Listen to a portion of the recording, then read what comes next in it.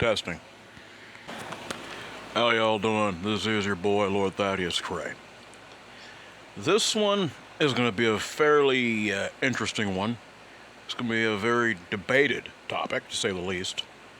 And what I'm talking about is the Patterson Gimlin film. I have seen it many times. And to say the least, I'm going to be honest. A lot of people consider it like the holy grail of Bigfoot videos. And there's definitely some truth to that. The thing is, am I leaning for the fact that it was real? Definitely.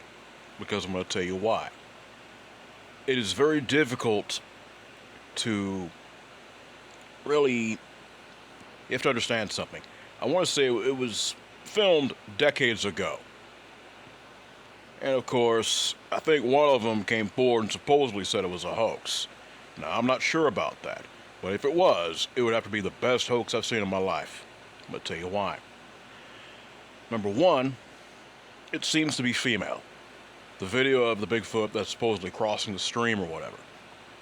That in itself is very interesting. Because again, decades ago, they did not have... I'm not going to say they didn't have the technology, like through animatronics. Of course, you had practical special effects back then, but not to the point where you could really pull something like that off without being near some serious equipment. I'll give you an example, like with John Carpenter's The Thing.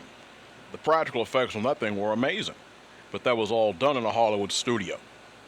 If you understand where I'm going with this. Even with movies, let's say like Underworld, where the Lycans, of course, were all, the suits, there was very little CGI.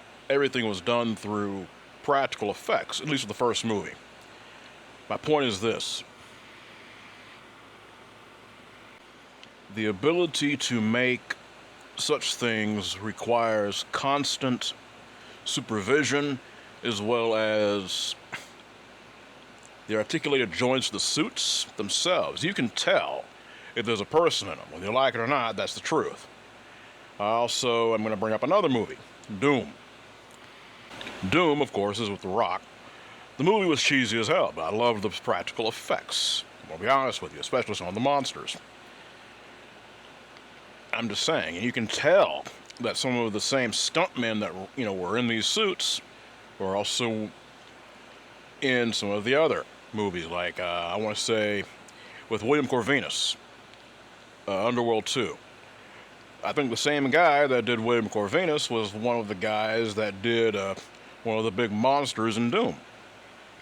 My point is, you can tell also the joints and such things of such suits in the arms and stuff like that. There's arm joints and plates that lock together, and they're articulated in almost a human fashion, if you understand where I'm going with this. With the Patterson Gimlin film, that Sasquatch, if that is, again, a person in a suit, the articulation is something out of this world, because you can see the arms, the elbows, and everything. It's too long for any human being. That's what I'm trying to tell you. Also, the musculature, everything is just...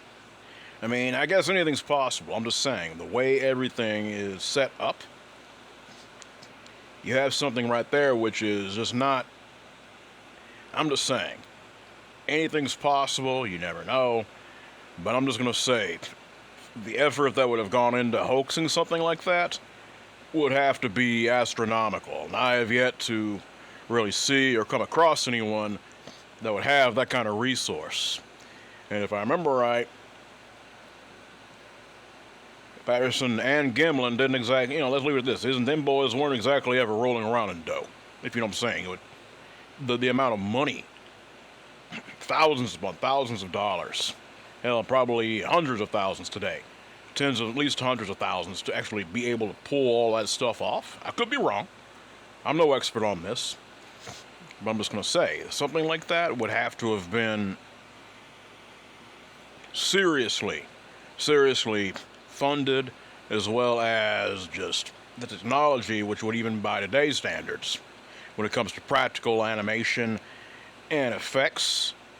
I'm just telling you guys, something like that, anything's possible. I'm just saying. I do believe that the footage is very real, to be honest with you. Now, again, I'm no expert on this. I could be wrong. But I'm just telling you guys. And also the musculature, the way the muscles literally ripple with this creature's movement. That right there, man, is something... that's something which is hard to fake, if you know what I'm saying. That right there is something, to me, which is... yeah. Plus the gait of this creature. It moved...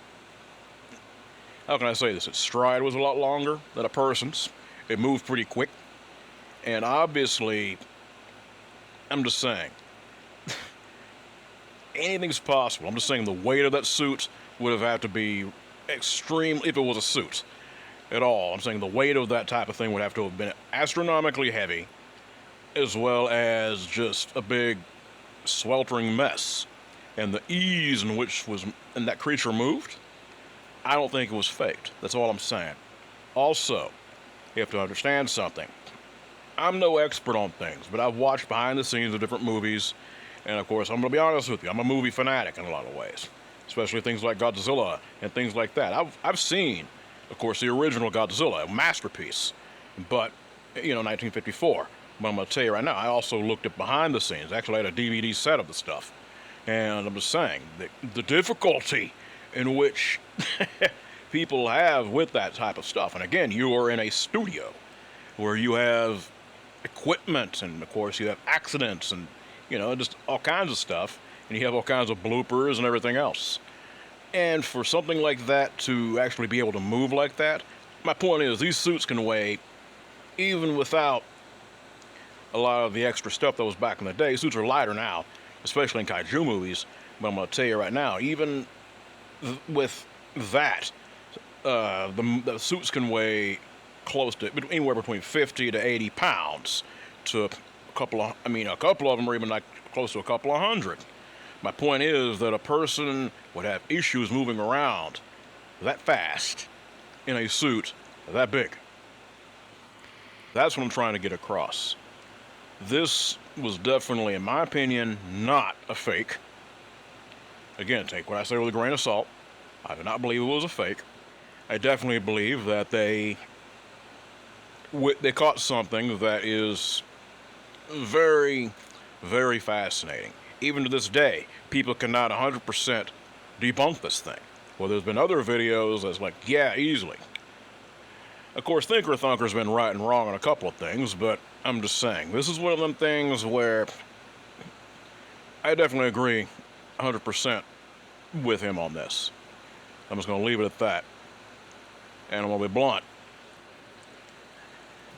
With some of the stuff I've seen personally, when it comes to paranormal stuff, yeah, you guys already know, I'm a believer when it comes to cryptids. So therefore, I'm just going to say this. Something like this, man, is very hard to fake, and I do believe them boys definitely saw something that was very much real, and people, even to this day, are very divided down the middle, which is understandable. Everyone's entitled to their opinion. It's like a rear end, if you know what I'm talking about. But I just wanted to put this out there. I figured this would be very interesting to talk about, and I wanted to put my own 2 cents and what little I know about these things. You guys know what I do. I'm the producer for Dark Waters Entertainment. If you've had a cryptid sighting or a paranormal one, hit me up. My email is wesvic@iamdarkwaters.com. You guys be blessed and you be safe.